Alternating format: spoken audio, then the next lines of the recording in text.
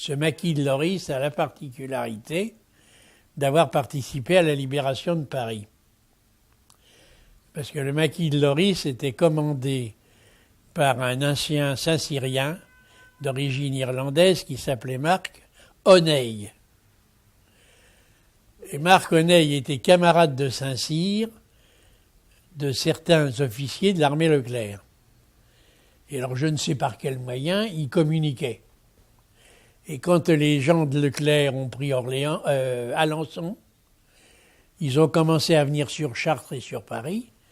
Ils ont été en contact avec O'Neill et après la prise d'Orléans, conjointement par notre maquis et les Leclerc, les groupes de Leclerc et des Américains, on avait pris des camions aux Allemands, on en avait volé à des paysans du coin qui n'avaient pas été corrects. On avait une armée de camions. Et on est parti vers la porte d'Orléans. Et on a été divisé en deux groupes à l'école au Champ de Mars. Alors il y a eu un groupe pour prendre l'école militaire où il y avait plusieurs centaines d'Allemands. Et puis un groupe pour prendre le ministère des Affaires étrangères et le Palais Bourbon.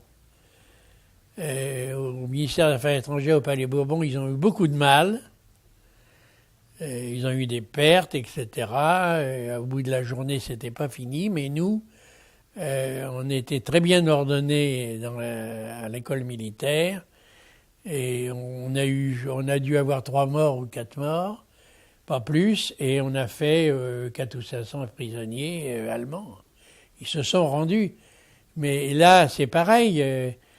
Si vous voulez, ceux qui avaient un peu appris le comportement derrière un char, comme moi, je ne sortais pour tirer que quand le char avait une certaine position d'inclinaison.